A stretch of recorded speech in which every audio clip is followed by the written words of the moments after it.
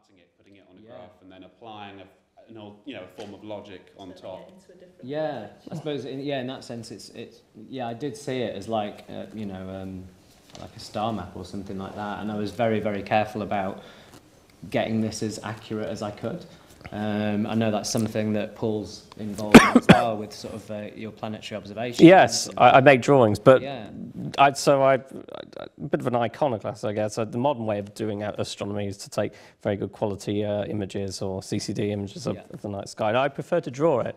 But so what you have to be careful. So you borrow artistic techniques, but for scientific reasons. Yeah. So, and that can be quite a challenge, especially as I do them in colour. That takes. I was interested.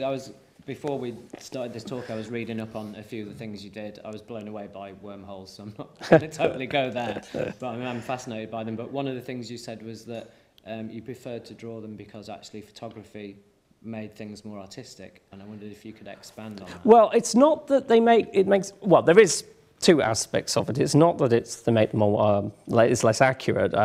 We have some very good measurements of the stars and things in the sky because of photographic techniques. But there is certainly a tendency to emphasize things that were perhaps more subtle.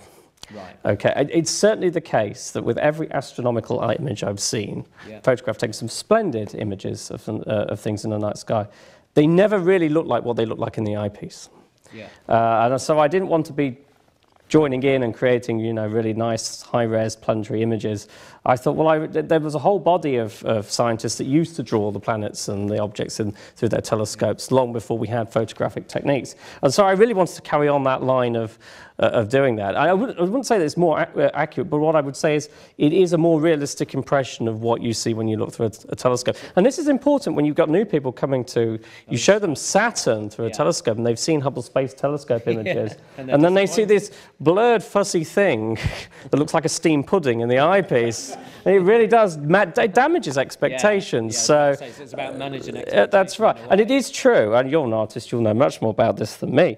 By looking at an object and drawing it, you are interacting with it more. It's certainly the case, I found, after drawing at the telescope, I've been doing it now for 20 years, I see a lot more, because I've been looking at it. I know how to look for things. And that doesn't just apply to drawing. You look out the window on the train and see a lot more subtleties in shades of green in leaves, shadows that quickly come and go and pass between the cracks of life. Things like that you really pick up, which I think I owe to the amateur astronomy side, the drawing side of amateur astronomy. I think that's the same with all senses. You could say that about listening as well. Like if you went and recorded something, or actually when you have headphones on and you record something, you get a really odd sense of what's going on, which is really interesting. That's something that artists have done for a very long time, and the thing that you miss, I guess, that's always been a bugbear of mine, that if someone, not that people shouldn't, but if you're doing a portrait from a photograph, and people will, and I have in the past for money painted portraits from a photograph of people's dogs and stuff like that, but you miss out on something, and I wanted to mention it earlier. We were talking about other artists that have been influenced by science or scientific concepts, and that's happened all the way.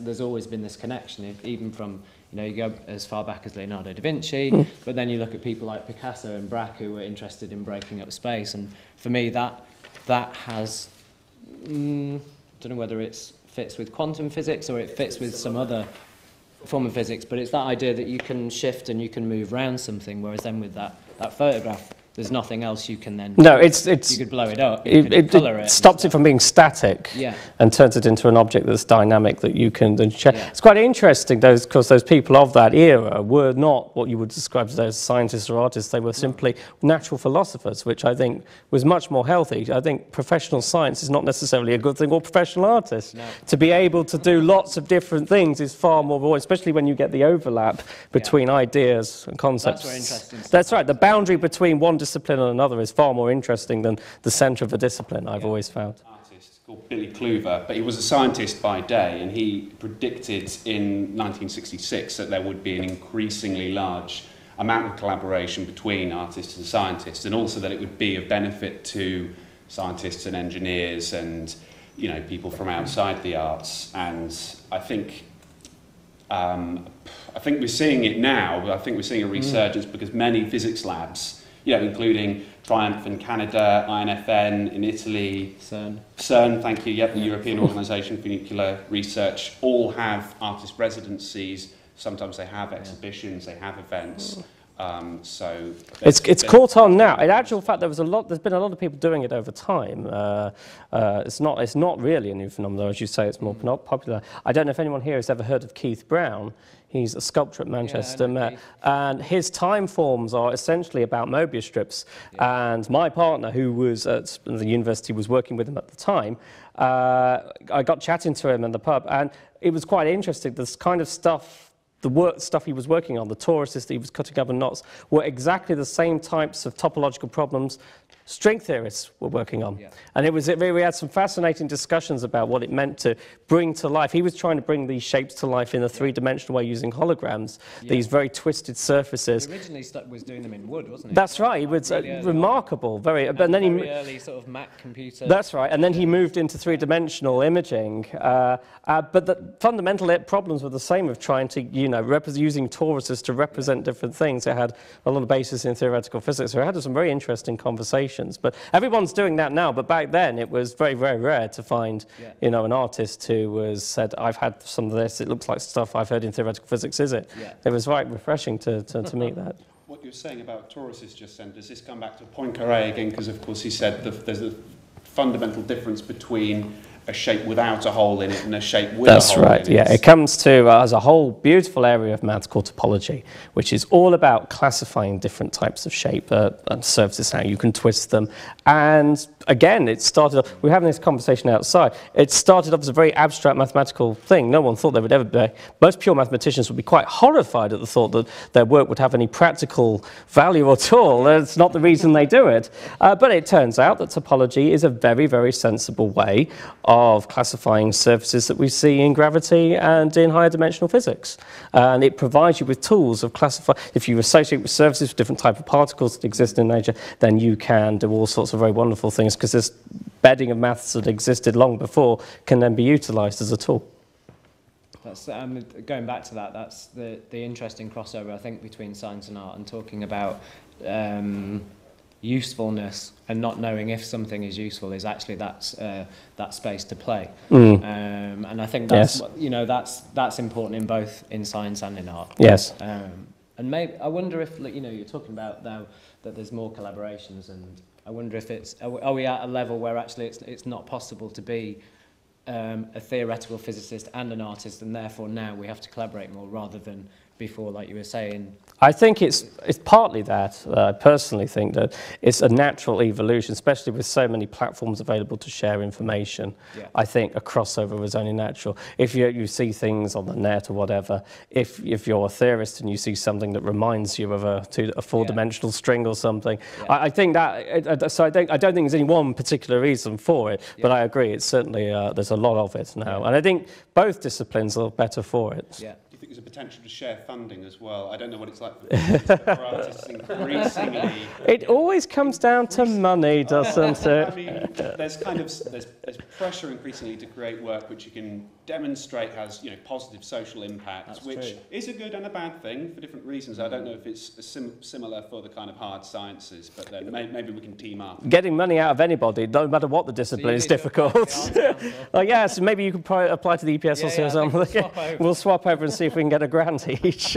I don't know, it probably is difficult, but I would like to see more of it. So that would certainly be nice to see more collaborative efforts between. And as you say, it's happening at CERN and various observatories now. The observatory that I use, the telescope in LA, the Griffith Park Observatory, they have artistic pieces and things. So it is becoming a lot more common. Playful, and it's powerful because it doesn't look like a piece of apparatus or a diagram. You're making work about time and about gravity, and chance and probability, but it doesn't look like a diagram or an astrolabe or anything. You're using, in your statement, you describe kind of the people or the audience as being kind of players or participants in this. The outcome is relatable in a way which... For me that has to be an outcome of the artwork, and I tend not to work in gallery spaces. I tend to work outside of the gallery space, although I will do sort of print work that relates to the actual installation. But especially for Venus in Solvisa, which was in the church, the audience were like a church congregation, and so they had a role within the actual artwork and all the sort of history that comes with going to church and that. But then I also brewed a beer for the Transit of Venus. So I was commissioned by one of the tutors at the University of Central Lancashire runs a project called In Certain Places, which is they invite artists to come to the city of Preston and create generally public artwork. So the Transit of Venus that year happened at the same time as the Preston Guild, which happens every 20 years. And so they decided to commission 5 artists to create pieces in a programme called Subplots for the City. And I was living in a little, I guess, a whole bunch of terraced houses in Preston at the time. I was only living in one. I was living amongst a bunch of terraced houses. And just down the road from me was just a little bespoke, not hipster at all brewery called Arkwright's Brewery. And it was literally 2 Preston lads that had got together, and they ran a thing called the Beer Shop, and it was really early on before this had taken off anywhere, and I think they're still going, but they had just a few tanks. And you brewed beer in there? Yeah. And so I brewed beer too. Did really? Yeah. Oh, amazing. Naturally, it had a high gravity, but yeah, it's good fun. We ended up brewing a 7% IPA to celebrate the Transit of Venus, and so that came about through In Certain Places, and I thought the idea that perhaps this would happen in the future. So the idea was about recurring time as well. And I guess going back to, in this day and age, we tend to think in much shorter spaces of time, and especially, you know, politicians are in for a few years and they don't really think outside, like what's going to happen in 50 years, what will happen in 100 years. Whereas people that design parks, gardens, castles, observatories, there was always an idea that even though they may never see it in its full well, and the medieval cathedrals as well. Yeah, this would be something for future generations. Yes, so I was also thinking about the legacy, and so we created a beer brewing competition to brew a beer for the Transit of Venus. And I've still not made the actual trophy that the recipes will be housed in, but the idea is that this will then be looked after by the church in Much Hall, with the idea that hopefully in 120-ish years' time, someone will look at that and go, oh, they used to do this thing where they brewed a beer for the Transit of Venus. Shall we do that? And hopefully... You should have done a whiskey. It would be just about right, you see. By the time the next one comes well, the idea is it'll just be the recipes in here, so then that will build up an archive of recipes through time. And, of course, I will never know if that actually happens, which that's... You kind of do get that with physics, though. I mean, Einstein and Dirac would never have known what would have happened to their theories of general relativity. You never have any certainty as a scientist that the things you're working on will prevail, or whether they were, great, unfortunate insights into the wrong direction. So there's perhaps a degree you don't know what will happen in the future. That degree of uncertainty, I think, is as inherent in science as much as in art. 8-year pairs. There were scientists from England who were like, right, we really must make this one, otherwise we'll be waiting another 8 years. And people did actually miss the transit and had gone to the wrong parts of the grid. Didn't have their equipment. So it was 2004 and then 2012. Yes, that's right. So in 2012, it was dark. You said you saw it in the morning. I did. I was with Patrick Moore. We went down to Selsey Beach at 4 or 5 in the morning, which was very, very strange. And clouds parted. It was cloudy and wet over much of the UK, but we did see it through a special telescope. And then we went back and had champagne and cake. It was awfully nice. I had champagne actually that morning. One of the things you talk about was photograph slides, though. There are, I don't know whether you can still get them, whether they must still be in the archives at Cambridge. This was the first ever photographic proof of general relativity.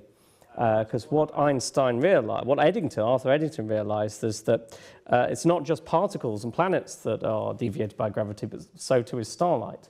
And I wrote to Einstein and got Einstein to do the numbers and find out how much starlight would be bent by passing near the sun. Now, the only problem is with stars near the sun during the day, it's very difficult. So what Eddington did is he took a photograph of the night sky where the total eclipse was going to be 6 months before, and then took a picture. They went to various remote locations and took photographs at the time of the eclipse where the stars were there just at the moment of totality. And by comparing the two the plate from before and the plate afterwards, they found the starlight was bent by precisely the amount given by general relativity, not Newtonian gravity. Wow. And I thought that was a lovely coming together. If you look at the plates, they're in reverse, so you get the black stars on this white plate, on this wonderful glass plate. That was a coming together, because they had to use photographic techniques, because it's very difficult to get the starlight accurate in position enough to be able to measure it. But there's something about old photographs and technology from a scientific purpose that I think do have an artistic I think connection to them. Yeah. There's something really romantic about that sort of, the fact that they've been developed, that sort of blurring, especially, there's something about something being shifted into the negative that's fantastic. Yeah. I think that's what I was going to try and get to, was that although there were these amazing images being back from Cassini and millions and millions of miles away, actually going backwards and seeing these older, sometimes interpretations, or they're not as precise as we have now, but they've got kind of just as much. They've got more as feel. Yeah. Was it Shackleton that took a load out in the Arctic? Yes, I think it was. I think I've seen some of those plates, but then just the idea that he was out there as well adds to it. It's like those. I think those are the things that. I think it's because there's more of a human connection with them, isn't there? I mean, if you go to the Lowell Observatory, Percival Lowell, who was the first, who became obsessed with the idea that there was canals on Mars.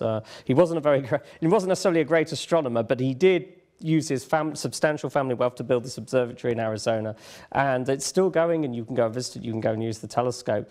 And his drawings of Mars are pretty terrible, but there's something charming about the fact, and actually what he was saying, that there is a life on Mars and it's not too different from the suppositions we have today. Of course, we don't think that they would be building canals and channeling water, but he made these 3D globes where he got globes and he put the colours on of Mars and drew these lines that he thought these canals were. There's something wonderful about that. Science that's profoundly wrong but created these wonderful artifacts. It's a wonderful thing. It is, yes. And the sort of social connection as well. Maybe I'm thinking of the beer festival and having a kind of beer competition, and a beer inspired by something such as the transit of Venus in itself is. Well, you hit on an important point, and we laugh at Lowell now for saying, goodness me, who on earth would think a race of Martians would build canals? But at the time Lowell lived in, ship canals and canals were the highest form of technology and seen as a great sense of technological achievement. And very often what we do when we look back on scientists of the past who made predictions we now know to be wrong is we take them out of the context of the era they lived in. You can't do that, actually. Lowell was very much the product of his era. Shipbuilding and canals were a sign of prosperity and great technical achievement. It's only natural you would think that aliens on another world might also be doing the same thing if they have access to those materials. What you describe, especially the sort of sound-based ones, do they exist? Are they tucked away in a cupboard somewhere that you can get out, or are they done in real time? They tend to be real time, but then there's documentation online. So the chewing gums. I mean, that's the thing with, I suppose, public art and installations, is that how do people go and see that? And I suppose it tends to be on the internet, or it tends to be like with The Sun at Night. I'm trying to take that on a bit of a tour, because one of the things for me that's interesting is now that it's a sort of finished, it sort of feels like a finished piece visually, but actually the sound is what is really interesting for me now, and how people are affected by the sound, and that actually as it tours it builds up a kind of, the soundtrack gets added to. So the church organist in Leeds improvised over the top of it, and we recorded that, and that's been added to the soundtrack. So in each location it's had a little bit sort of added to it.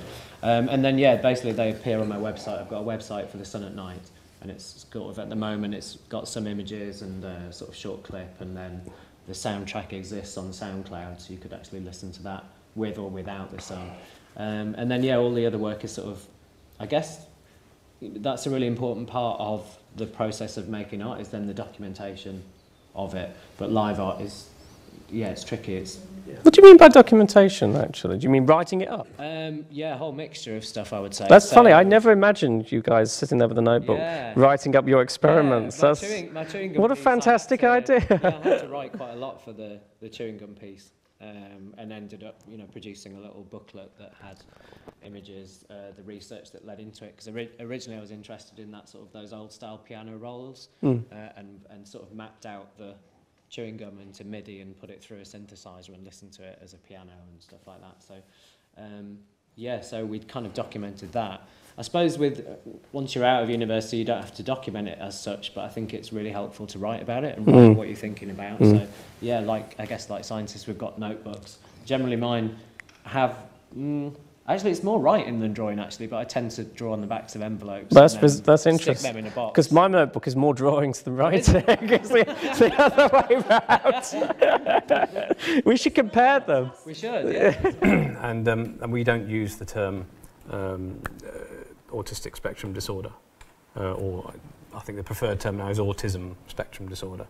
We use the term autism spectrum condition, and we go on to say that this is not a condition of deficit, it's not a condition of dysfunction or disability, it's a condition of difference. So the diversity and the difference is the aspect.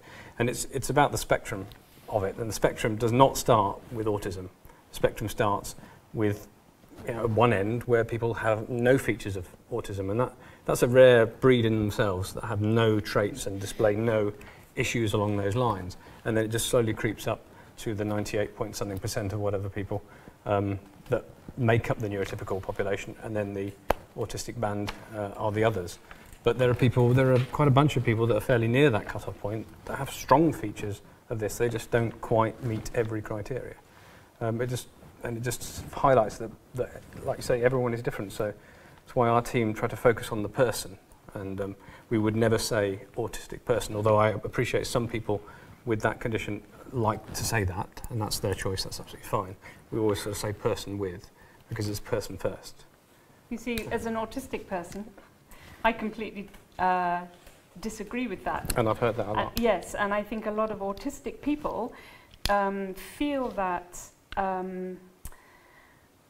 we are so completely and utterly autistic that to lay the idea of our neurology being a disorder or a condition that has been placed upon us as otherwise normal people is not how we feel about ourselves. We are autistic, and that actually, we believe, I'm speaking for people that I know and myself, I'm not speaking for all autistic people, but for the people that I know and that I've communicated with, the idea seems to be that, that autism informs our very being.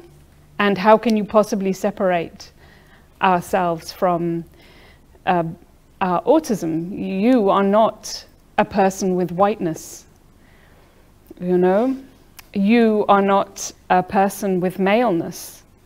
And so we will agree to differ on that one. I guess it's not so much of a difference, you know, an opposite opinion, but the emphasis that we have is that we don't want to lose the individuality. So we don't want to sort of say autistic is always like this. So that's why we consider the person first, yes, because you otherwise, wouldn't say human is always like this. No, and it is the diversity that is the most important thing, because our team deals with the same client set all the way through. Some have both conditions, and we have the people with Tourette's as well, which I didn't really mention because I've been in the team 5.5 years and I've diagnosed one person with Tourette's, and about 500 people with Aspergers and ADHD. And it's that sort of individuality that makes my job not boring. If everyone who had Asperger's was the same, except for male and female variances, and everyone at ADHD was the same, it would be the dullest job in the world. But fortunately, everyone is such an individual. So it's about embracing that for us. And also in dialogues within assessments and therapy and whatever it may be, we work on the language that the person wants to speak. So if a person calls himself an Aspie, fine, we'll use that term. But if they don't like that term, then we won't use that term. I have a very peculiar relationship with the internet. So on the one hand, yes, it's been awesome. When I was diagnosed 6-7 years ago, there was very little out there actually, and I was really reading stuff on American websites, and it's amazing how that's changed in the last sort of 6-7 years. And so now there's a lot of English people, a lot of British people out there talking about their experience. And there are some really amazing people talking about their experience. There's an artist called Sonia Bouet who has been diagnosed autistic. She's a tape artist. She does an amazing job. And she's also exploring ways of supporting other autistic people.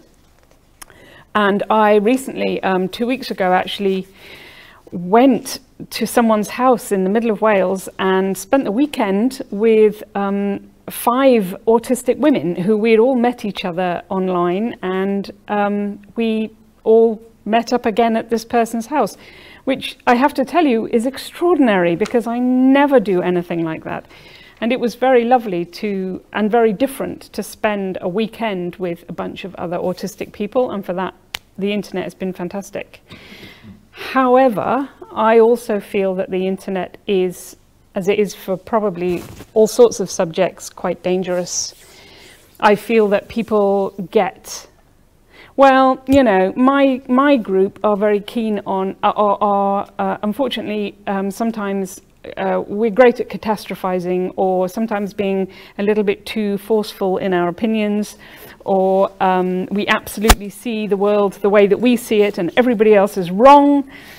And that can cause quite a lot of upset online. It can cause a lot of arguments and stuff. I mean, I no longer have an internet presence because I also got quite depressed seeing other autistics apparently very successful, apparently able to talk to each other online, apparently having no problem communicating in this arena, which I actually find just as difficult as communicating verbally, because it's instant, you know, you're supposed to suddenly tweet back to somebody, and my brain doesn't work like that.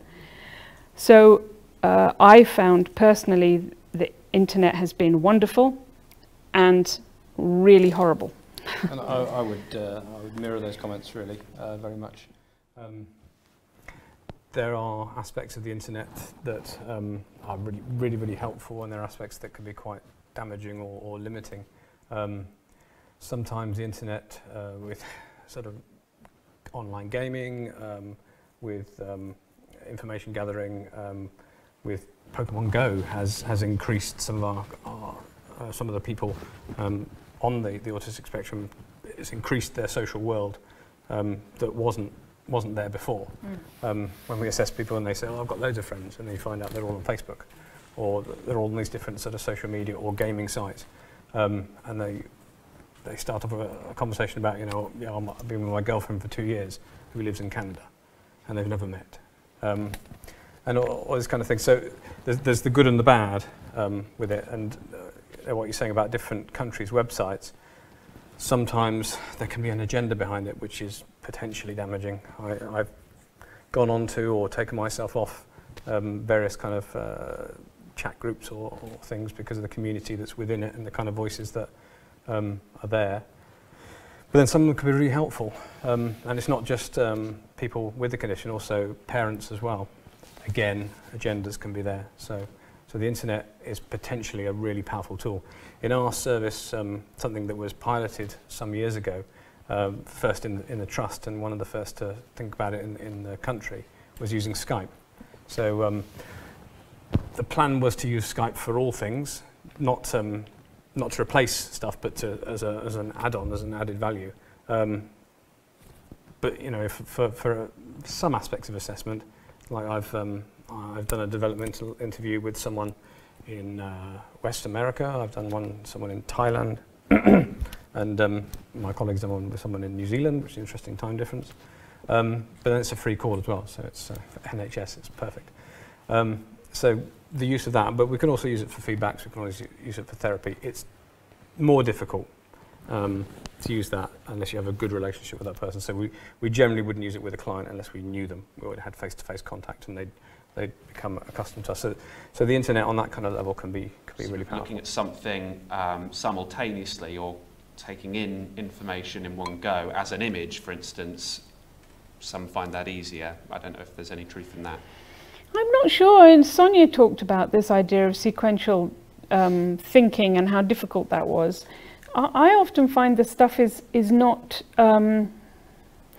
questions are not asked logically enough.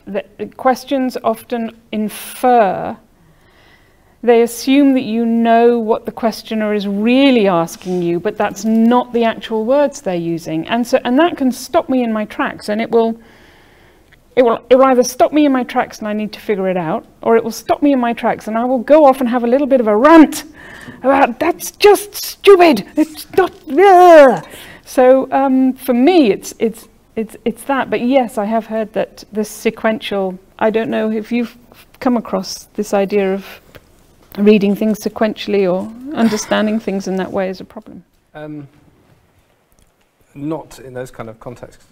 But the kind of questionnaires we use for our assessments, I think they're purposely written with ambiguity in it, so that potentially if someone does struggle with it, that will be a topic of discussion, and it will also highlight the issues, therefore making it easier to diagnose somebody. Because you said you use the Baron-Cohen, and I'm assuming you use the Baron-Cohen questionnaire, which is a red flag for me, because it drives me insane. The AQ and the EQ is, I believe, purposefully, unless Simon Baron-Cohen himself might be on the spectrum, I'm not quite sure, is in some ways purposefully ambiguous and purposely sort of fiddly. And one thing I do when I review the AQ and EQ before seeing someone is I look to see if they put any notes. Okay. And invariably they'll put a note which will probably highlight the fact that they found the questions vague.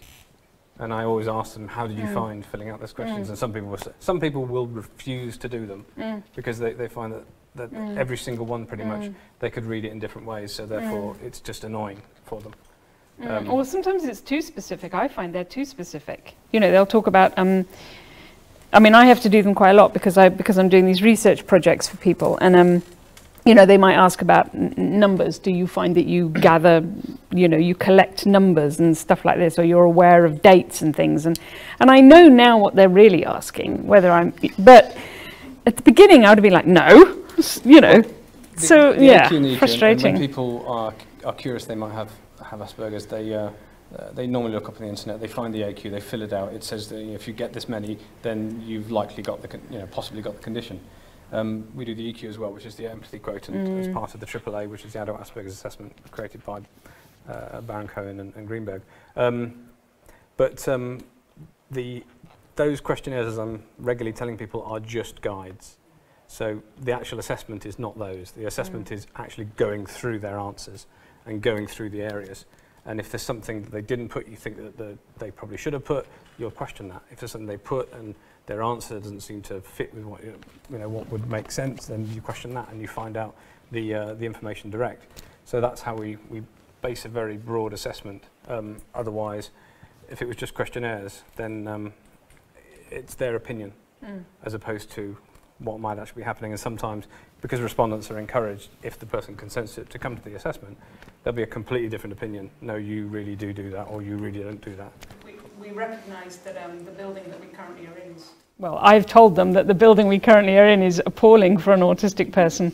And so we're having a major refit this year. And unbelievably, my colleagues have said, right, that's it. We're going to refit the building so that it's suitable for autistic people to come and work here. And we invited 5 artists to come and to spend the day with us and to look at the building and to talk to our architect.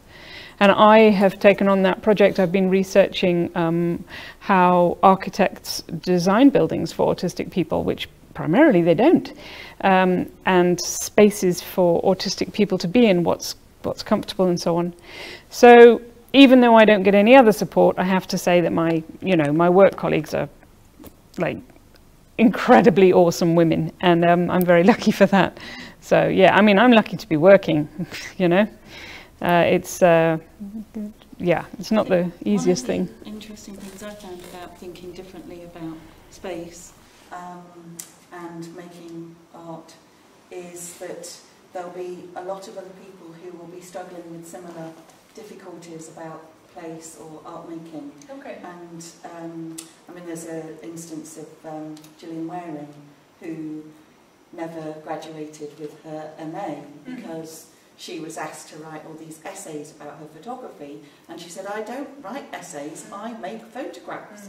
And so the understanding that people might approach art making differently, I think is important across the sector. It's, you know, I don't see it as being just relevant to people who have a particular approach, but actually it's really broad. And I think that's quite exciting that it's coming, this idea of working with autistic people so closely is coming out of an arts organisation. That kind of makes sense. That's sort of where we should be as artists, taking these steps forward and trying new things and definitely being inclusive. And I think inclusivity is something that is fundamental to art practice in the UK. And, you know, of course it should. I mean, life generally should be inclusive because we're all fucked up in one way or another, aren't we? But, you know, so yeah, that's a great thing that we can offer as artists and as arts organisations, I think. There's this thing which people will say that artists are good at finding lateral solutions, you know, because they use different forms of logic or they look at problems just from a different perspective, and so maybe there's a comparison there. Maybe we need to use it at an organisational level a bit more as well as individuals. Yeah. And I think art language is constantly changing.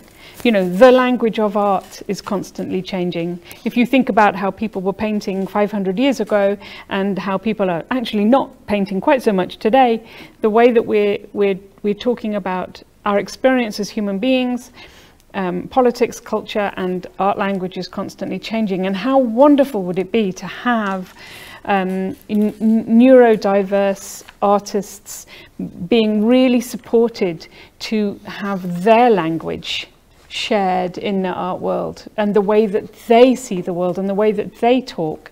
And, you know, and that talking might be through drawing, it might be through filmmaking, but it's going to be a different way of talking, and I think that can only help humanity generally, you know. It's very well known within the art world, I think, that a lot of artists are dyslexic. Yeah. I think that's really like, oh, okay, so that's nothing new in a way, you know. Pablo Picasso, Jackson Pollock, Chuck Close, August Rodin, Andy Warhol and Robert Rauschenberg, just to name a few. Nice. And almost everyone on my fine art course, by the way. Yeah, two good friends of mine, yeah, both dyslexic, both, yeah, just impossible, yeah.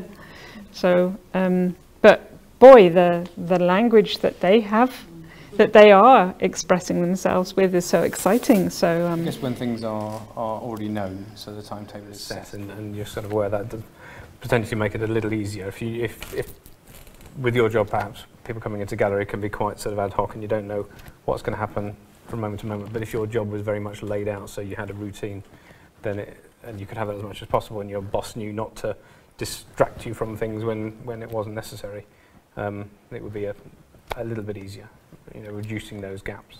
I've never had a job like that. I can't imagine what that would be. But that's where people possibly on the spectrum tend to, and it's worth pointing out, I guess we've been touching on this all around, that there are massive benefits to having a condition like Asperger's, and ADHD as well. You know, Asperger's people are much more dedicated, as you're saying, to their things of interest, and if those things of interest benefit them, then they can go much further, they can go much deeper.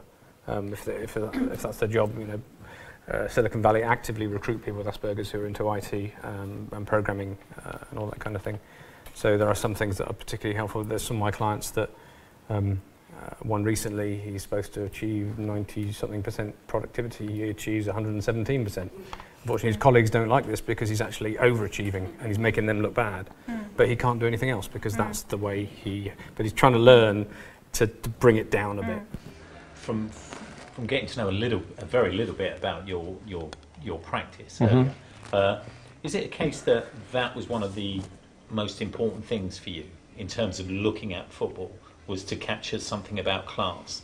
I remember something that you said in one of your lectures, which was just about, there was a project where you'd captured, you'd gone and photographed young players for five-a-side teams, and at the time they were wearing the Inter Milan and the AC Milan shirts, and someone said to you, what was it? You did really well to get access to the Milan dressing rooms, and you said they were just folks, just folks from the street. So I just wondered, what was it in your art that you're trying to capture?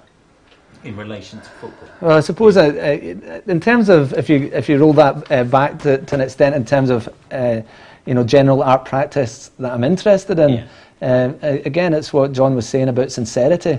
There was a sort of recognition that after art school, where you were playing around with whatever language was coming to hand and giving it a go and seeing how that fitted and all that, then you were out and looking to develop a practice of your own. And amongst my friends, I recognised that we started to be working in subjects that we understood. It was and it was that kind of sincerity that felt right. There was a lot of work about heavy drinking, because there was a lot of people heavy drinking. A lot of people, Ross Sinclair was making a lot of work about rock music, because he'd been in bands. That was Douglas Gordon made a lot of work about film and TV, because he watched a lot of film and TV. I made work about football, because that was a language that I felt I understood, and I felt I could work with, and that there was.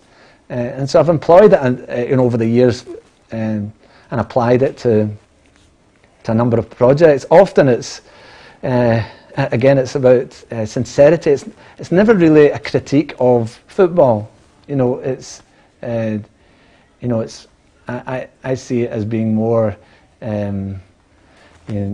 direct than that. There's not. It's not. So much a reflection on something. It kind of is what it is. For example, the only way that I can take these photographs is to be sincere and in folks' company, and to make that bridge. I'm not interested in taking fly photographs on the side, casually, having the camera and taking a wee photograph here and there. I have to directly speak to folk and tell them why I'm taking the photograph. And there is an exercise of catharsis there. It's definitely one of the reasons that I do these things. I've done a lot of that style of photography where the guys that were in the Milan strips and whatever, they were guys who were coming out from work and playing after work, and again it was just I suppose I had an interest in taking people's photographs. But how do you decide whose photograph to take? I set up a set of principles, which was anybody wearing that shirt that I saw, I'd go and do it, and I'd ask them. Often when you're about to take a photograph, that moment's lost. You don't have the courage to take it, or you can't. You have the idea after. Oh, I wish I'd got that photograph or whatever. But set up a couple of guiding principles, and it means that's it. That relationship is there. It's in the street. I'm going to have that. I'm going to make that photograph. I'm going to try and make that happen, and it's about making that happen. And that's where the direct exchange is of value to me. And it's the same reward is happening in this project, where you're genuinely trying to connect with people to take the photograph. Where do you think, because we're talking about art, football and fans, where do you think the commonality is for guiding principles in terms of maybe for fans in their identity? Because it's one of those things, isn't it? It's when we talk about football, it's unacceptable to change a club after a certain age. You change every other aspect of your life. Even your marriage. Absolutely. And in some cases, footballers several times. But the club that you support, you don't change that. So well, that's interesting, because that leads us into territory of, to go off on a slight tangent from your question, that leads us onto the territory of fan-owned clubs, and the only sort of way in which it is acceptable to change your club is if your club changes so much beyond recognition that you go off and form your own version of it. So the obvious example is FC United of Manchester, but there's also much closer to here, AFC Rushden and Diamonds, founded out the ashes of the old Football League club, which is running exactly the same model, and AFC Wimbledon being the most successful example of these fan-run clubs. So there is a very interesting sort of set of identity questions posed by that circumstance. And famously, Sir Alex Ferguson hated FC United because he stuck to the old principle of that you articulated in your question. You stick with your club no matter what, and that's it. Regardless of decisions that are taken, the club is still the same regardless of what was happening in the boardroom. Ironic for Alex Ferguson. Yeah. When they had to give up, Rangers because they didn't accept his wife. So he left Rangers as a supporter and as a, he fell out of love with his club after being the top goal scorer for Rangers in that season that Celtic won the European Cup. He was also blamed for Rangers losing a cup final quite unfairly just before he left and went to Dunfermline or Falkirk, I think was his next club. But that's a very interesting question you raise, because it is seen as a cardinal sin. One year you follow Leicester, next year you're following, I don't know, Chelsea because they're more successful, and such folk are regarded with contempt by the old-fashioned football fan. But then again, we are entering a different era where people follow some types of fan rarely go to games. They watch on telly. And also there's the absolute advent in the last 20 years, because it's not even a new phenomenon, but it has definitely arrived where you follow a player. You're following a player, it doesn't matter what team they're playing for. You're following Neymar, you're interested in Neymar. That's who you're watching. You're going to see Neymar, or you're, that's who we're watching on the telly tonight. Actually not even sure what club he's playing for, but you're just watching Neymar, and that's the identity of players. I'm wondering whether there's something in the sense of a shared experience that you might have when you watch a game, whether you're there or whether you're in the club or pub or wherever you are, because you do share the highs and lows of when your team scores, when the other team scores, the ref if he does make something really stupid mistake, or if he cards someone when he should have or shouldn't have. You do share those reactions. That sounds like the Venice Biennale. but I'm just thinking, but with visual arts, isn't it more of a solo response? That it's all about the fact that we've been talking a lot about how the meaning of the work is created in the viewer's mind, and it's about their response to the work. And so it's a personal, individual relationship. There is a bit of counter to that. Often at art school, boxing was the thing that historically always had the strong connection. It's the artist and the canvas. It's the boxer against the other boxer, and it's one-on-one. It's very. There's been a lot of books or people talking about that, and that football, because it's more of a collective activity, isn't trusted so much within the arts in the same way as even collaboration. Even Gilbert and George's, people are kind of, well, who really does make that work? It's interesting, because I was trying to think before tonight's discussion of footballers who are also artists, and there's one, the most famous in England is David James, ex-England goalkeeper, who makes not very good paintings, but he does. Yeah, there's one here of Bobby Moore being handed the World Cup by the Queen, and it's really bad. It is. And unfortunately, there he is there. You can pass that around if anyone's not seen it.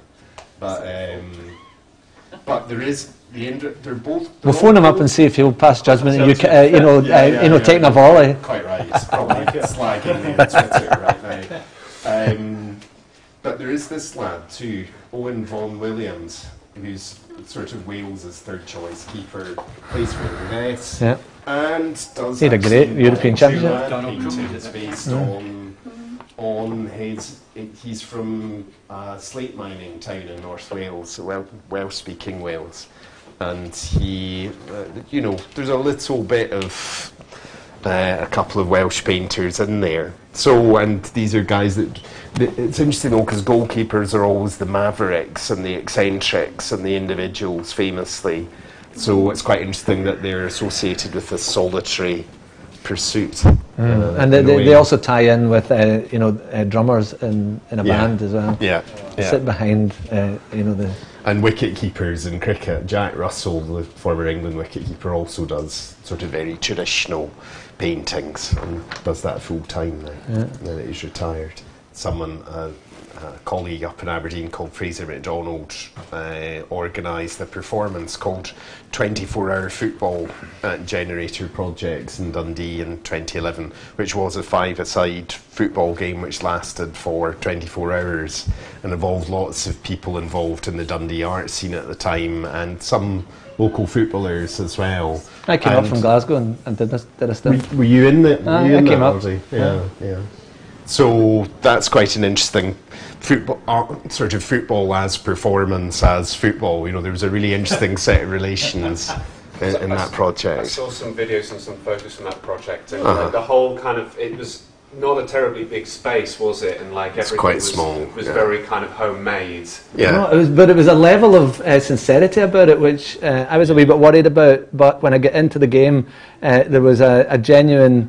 Sometimes you get involved in a game, and again, that is an analysis. I play, you know, I still play, and I also love campsite football during the summer. That's a big deal within the family, so I can play with my boys, and we take on other, you know, other folk, other locals, and other families, and that sort of thing. And it's a intergenerational, and all the dynamics of that are what's interesting. And I suppose sometimes you can go into games, and there can be lots of things at play. For example, you could take on a group of guys who are maybe 15 or 16, and they don't like the idea of getting beat by, you know, a 10-year-old, you know, a 14-year-old, and a 50-year-old, and then they stop playing. They, you know, they deliberately don't, you know, see the game through because they want to destabilise the experience. I was a wee bit worried at Generator, you know, that there was going to be, it was going to be a bit of play acting around this game of football, but there was a genuine, you know, belief in seeing it through properly, and it was you know. Where do you feel, say for contemporary art, particularly now in education, and you mentioned that whole element of like, or you know, show any ability intellectually, and you're removed in the primary school and set on that train. So how do you feel as an artist, and yourself, you know, as an artist and academic as well, in terms of where the balance, to use another word from this evening's discussions, should be in relation to access for young people? Yeah, I mean, that is you know, a deeply structural you know, question, and I used to, you know, we all used to think that you know, that history was linear, and that was you know, my experience at art school was going to be you know, followed by the next generation's experience of art school. But I realise now, I realised a long time ago now, that I was in this bubble, this post-war bubble, where I was the last fully grant-maintained intake at Glasgow School of Art, and you know, the year after I came in, you were expected to pay.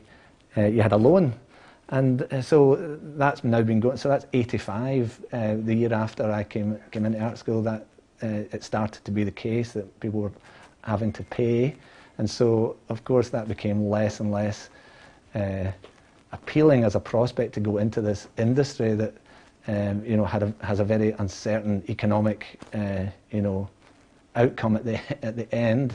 So it's when I go into art school now, and I only go in you know, periodically, and I suppose I have a relationship with Glasgow School of Art, but they have changed dramatically how they deliver. You know, it's a bit like the football. They are delivering a product. It's the product. You know, there isn't so much of a. It doesn't feel as if there's. You know, it's very bureaucratic. It's very management led. It's you know, it's not as experimental. There's not as much time to be experimental, and I suppose that's you know, similar in. You know, you probably can parallel that with the world of football, where people are applying you know, business plans and you know, statistics in order to create potentially an economically valuable product, and you know, personnel and all the kind of training of footballers, and all that is structurally problematic. So I think you know, across that is something that both those communities absolutely share, and I think there's less and less working class boys involved in football, and there's less and less working class children involved in art. But at the bigger, without mentioning names, at the bigger institutions in the UK, just like the art institutions, just like the biggest football clubs at the top of the tree in the Premier League, they're players in a global market, and they don't have to be too concerned about the local market anymore. The parallel to the art school experience that Roddy's mentioning is, you know, if the art school is Real Madrid, your Ronaldos and Gareth Bales would not be playing, they'd be out promoting the brand in the Far East, for example, whereas the actual players in the team would be the reserve team players who are brought in because they're good enough to beat most sides anyway, you know, and to compete in that, which they do that often. Product placement, they do go out to China every year, every winter, or every summer. In terms of class, also, I think it's important to extend it to the idea of earnings. And people think of footballers and go, oh, footballers are paid so much money for doing very little. Actually, that's a tiny, tiny sliver of the football market, the telephone directory salaries that a Ronaldo or a Neymar or a Gareth Bale are paid for playing at the world's biggest clubs has nothing to do with the guy playing for Northampton Town or playing non-league, even who's paid... Yeah, for that. Who's probably and most artists. Well, that was just what I was going on to say. I think the last Arts Council survey said that there's some extraordinary percentage, I can't remember the exact percentage, of artists earn under £10,000 a year. You know, whereas you do have, okay, but everyone reads about Damien Hirst selling his diamond-crusted skull for 50 million and thinks, oh, well, all artists are like that. So, yeah. So there is an interesting structural parallel there, I think, in terms of relationship to class. And you and I were talking earlier about this Radio 4 documentary that I'm sure you all heard was on a couple of years ago, where the presenter was lamenting that basically since the introduction of tuition fees in England and Wales, the working classes had been squeezed out of art school provision almost altogether, and the big art school players now are, in his rather pessimistic view, little more than finishing schools for the well-to-do, you know, and he was really lamenting the fact that the working class contribution to contemporary art, and from what you're describing as the post-war bubble, I suppose, from the ex-servicemen's grants onwards, you know, in the late 40s through to the late 70s, early 80s. That's a historical memory now, sadly. And who knows, it's too early to say what the consequences will be in the long term, whether there will be this entrepreneurialism which will pull everyone out the mire, or whether, you know, working class children will simply stop considering art as a career that they want to be interested in. I don't think it'll ever stop with football or boxing, simply because of the powerful nature of the narrative that this is a way to get yourself out and your family out of dire poverty. Even someone like Rooney, you know, is from that background. I've done a lot of work with a storyteller who's developed a storytelling technique which is very similar actually for people at end of life. So she goes into hospices and does work with people who have palliative care, and like you, she doesn't do the chronological life stories, but it's sort of, she brings objects in, talks about seasons, colours. She does the, are you wearing anything or do you have anything on you, to start a conversation about, you know, reminiscing about your life, and she does that in a group situation where you talk to another person in the hospice. But that would be a great way of recording it. And, yeah, sure. It sounds awfully similar to the Times, well, similar in the sense that the photography and the generating a story that you mentioned earlier, Alison. Yeah, so the timeslips is more of kind of an imaginative, in the moment story rather than a reminiscence. But yeah, I think it's that connection with images and objects and sounds and things that will kind of really get you thinking and kind of... Yeah, one of the researchers on the first stage of the Tangible Memories project does timeslips as well. Yeah, so she did that for a few of the sessions where we were there as well. So I'm sure that's kind of inspired things with us later. Yeah, definitely as well.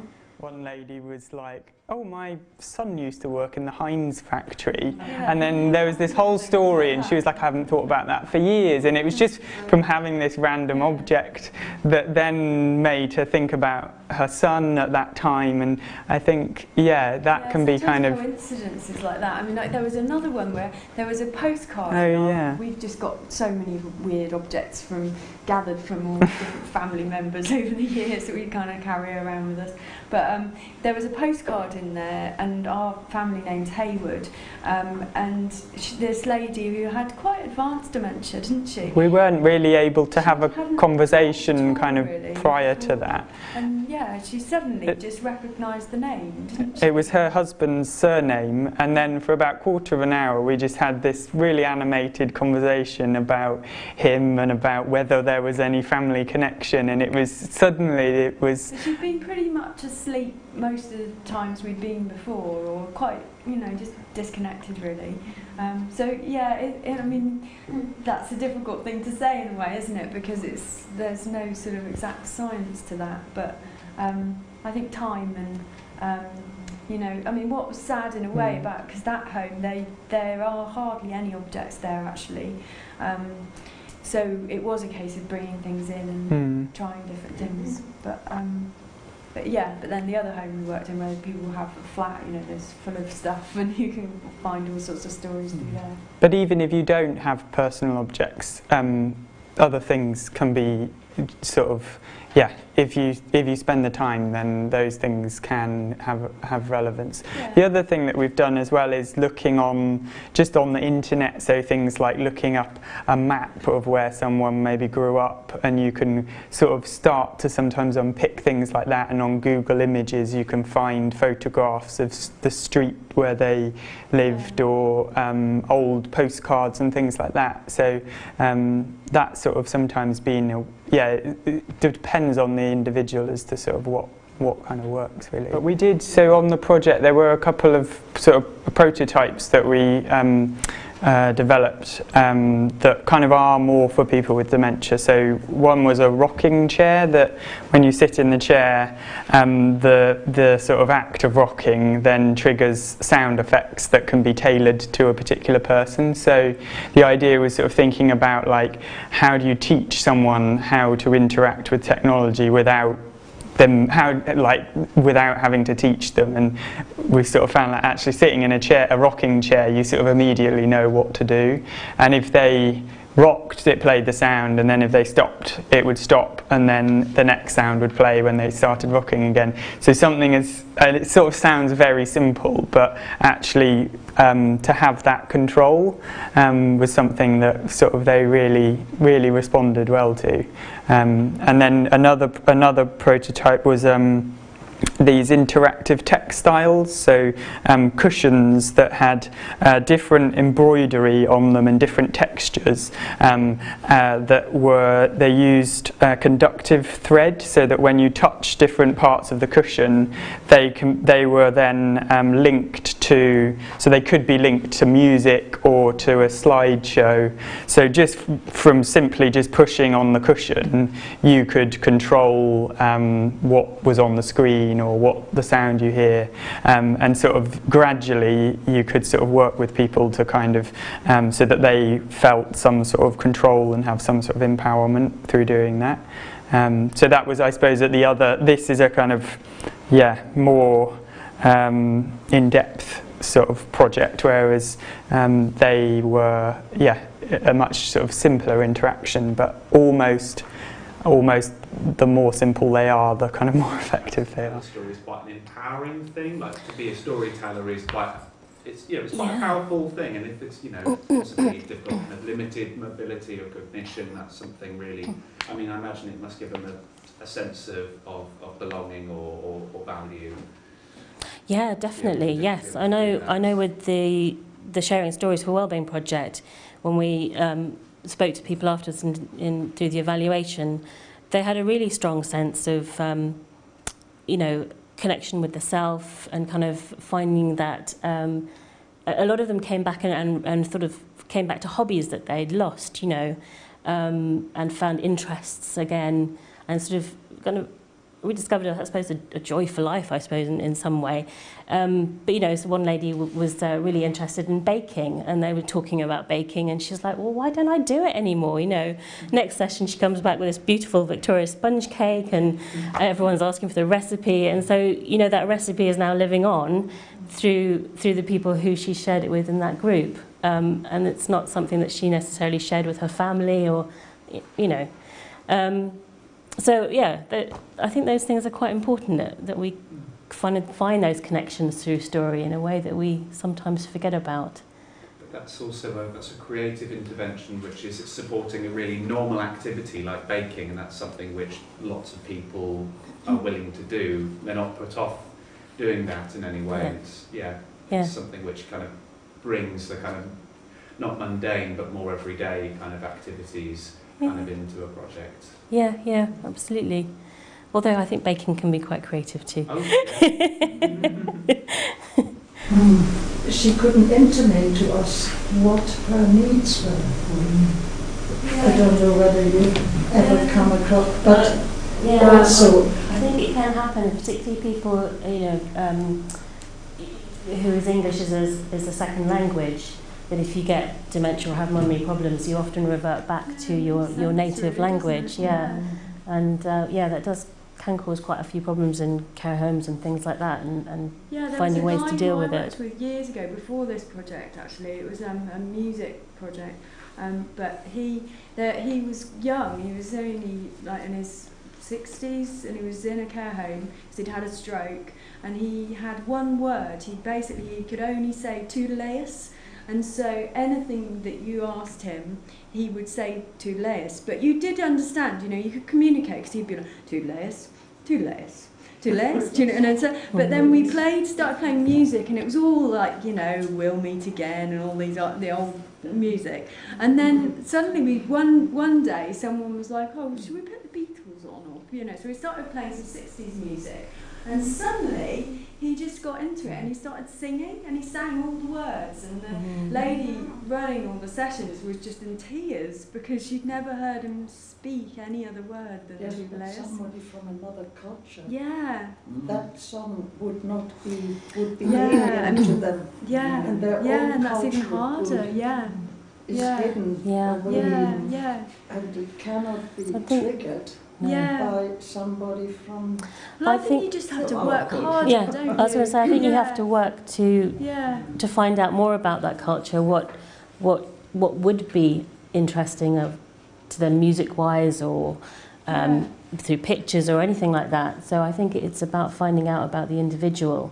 And that's what all of our work should be, is about the individual and learning about them and working with their needs, their interests. So we shouldn't just be playing Vera Lynn because we've got a group of 70-year-old people in a you know, they might not want to listen to Vera Lynn, but we sort of revert to that sort of thing, don't we? But actually we should be saying, what do you want to listen to, and what do you want to do, and from that be basing our work. It's the beauty of the internet as well, you know, if you can just on your iPad just quickly look through some things, try and find some music. Yeah, we're very lucky. Photography is a very evocative kind of form of visual art. I mean, music as well, which is what we're talking about before, but do you reckon that's why you used photography particularly? Yeah, definitely. I mean, I used photography because the idea is that it sparks the imagination, the memory, and I think it also has quite a strong emotional connection, and particularly people who are struggling with memory, the emotion can be quite a powerful reminder of things, and kind of bring those memories to the fore a bit more, and you remember emotions more than you do perhaps the facts of what's happened. And with at the school, we found that the students took their own photographs of their home and school life.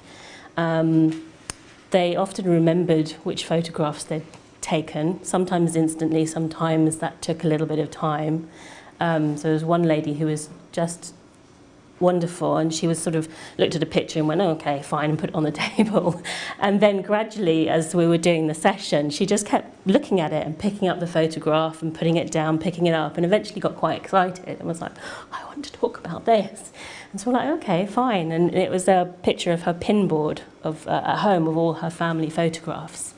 So she was just really excited because she'd recognised them. So it had taken a little bit of time to her to go, oh, you know, why is this photo here probably, and who are these people, and oh gosh, I know these people, they're my people, they're my family. So then she was telling us all about them. So yeah, it was quite a powerful experience in terms of how those photographs were used, but we also found that they were really great at getting a group conversation going. So for example, one of the participants had taken a picture of a graveyard, of German gravestones, sorry.